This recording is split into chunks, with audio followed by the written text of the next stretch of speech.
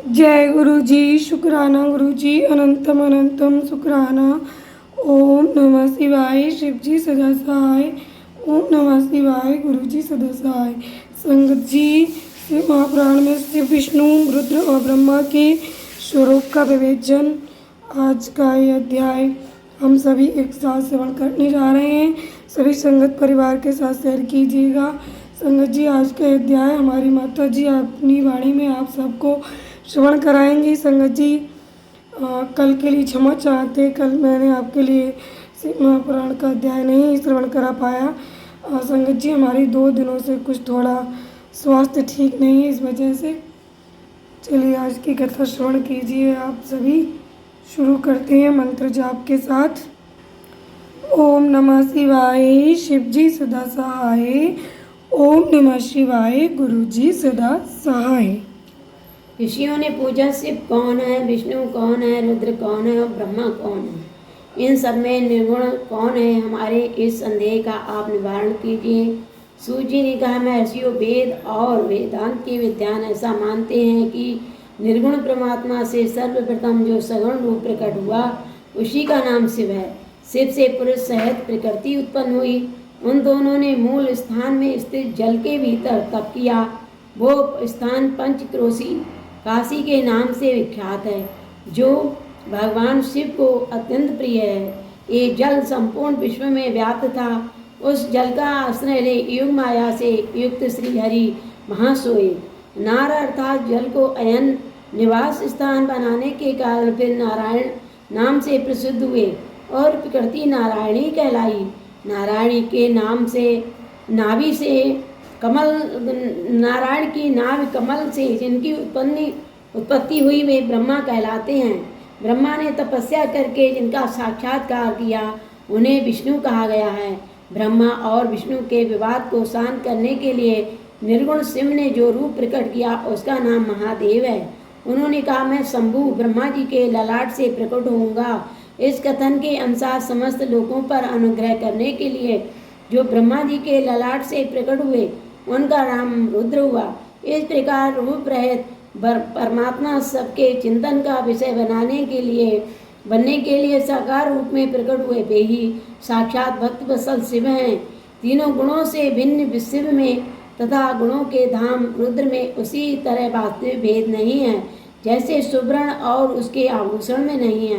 दोनों के रूप और कर्म समान हैं। दोनों समान रूप से भक्तों को उत्तम गति प्रदान करने वाले हैं। दोनों समान रूप से सबके सेवनीय हैं तथा नाना प्रकार के लीला विहार करने वाले हैं।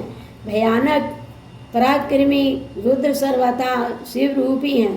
वे भक्तों के कार्यों की सिद्धि के निमित्त विष्णु और ब्रह्मा की सहायता करने के लिए प्रकट हुए हैं। अन्य जो देवता जिस क्रम से प्रकट हुए हैं उसी क्रम से लय को प्राप्त होते हैं, परंतु रुद्रदेव उस तरह लीन नहीं होते। उनका साक्षात शिव में ही लय होता है। ये प्राकृत प्राणी रुद्र में मिलकर ही लय को प्राप्त होते हैं, परंतु रुद्र इनमें मिलकर लय को नहीं प्राप्त होते। ये भगवती श्रुति का उपदेश है। सब लोग रुद्र का भजन करते हैं, किंतु रुद्र किसी का भजन नहीं करते। वे भक्तवत्सल होने के कारण कभी कभी अपने आप भक्तजनों का चिंतन कर लेते हैं। जो दूसरे देवता का भजन करते हैं वे उसी में लीन होते हैं, इसलिए वे दीर्घ काल के बाद रुद्र में लीन होने का अवसर पाते हैं। जो कोई रुद्र के भक्त हैं वे तत्काल शिव हो जाते हैं, अतः उनके लिए दूसरे की अपेक्षा नहीं रहती। ये सनातन श्रुति का संदेश है। जो अज्ञान अनेक प्रकार का होता है, परंतु विज्ञान का एक ही स्वरूप है। वो अनेक प्रकार का नहीं होता। उसको समझने का प्रकार मैं बताऊंगा। तुम लोग आदर पूर्वक सुनो। ब्रह्मा से लेकर तृण पर्यंत जो कुछ भी यहाँ देखा जाता है वो सब शिव रूप ही है। उनमें नाना तत्व की कल्पना मिथ्या है। सृष्टि के पूर्व भी शिव की सत्ता बताई गई है। सृष्टि के मध्य में भी शिव विराज रहे हैं। सृष्टि के अंत में भी शिव रहते हैं और जब सब कुछ शून्यता में परिणत हो जाता है उस समय भी शिव की सत्ता रहती ही है। अतः मनुष्यों, शिव को ही चतुर्गुण कहा गया है।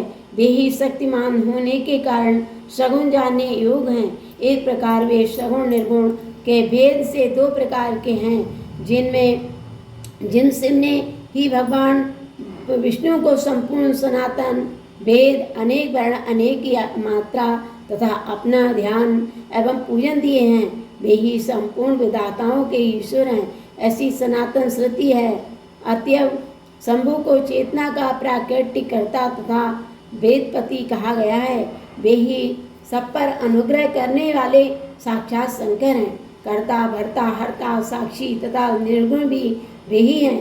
दूसरों के लिए काल का मान है, परंतु काल स्वरूप रुद्र के लिए काल की कोई गणना नहीं है, क्योंकि वे साक्षात स्वयं महाकाल हैं और महाकाली उनके आश्रित हैं। ब्राह्मण रुद्र और काली को एक से ही बताते हैं। उन दोनों ने सत्य लीला करने वाली अपनी इच्छा से ही सब कुछ प्राप्त किया है। शिव का कोई उत्पादक नहीं है, उनका कोई पालक और संहारक भी नहीं है।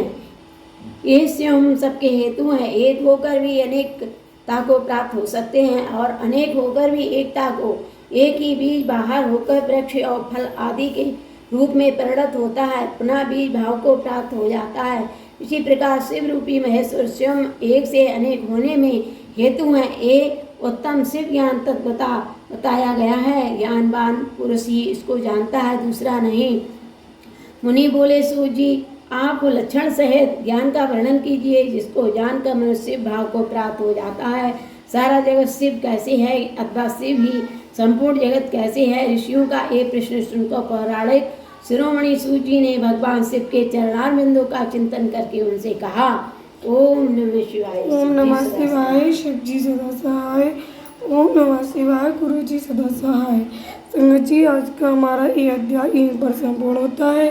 अगले अध्याय में श्रवण करेंगे शिव संबंधी तत्व ज्ञान का वर्णन तथा उसकी महिमा, कोटि रुद्र संहिता का मातम एवं उपसंहार। तो संगत जी, आप और आपका परिवार सदा स्वस्थ, सुखी, समृद्ध रहे। गुरु जी की अनंत ब्लेसिंग्स आपके और हम सभी के साथ रहे। जय गुरु जी।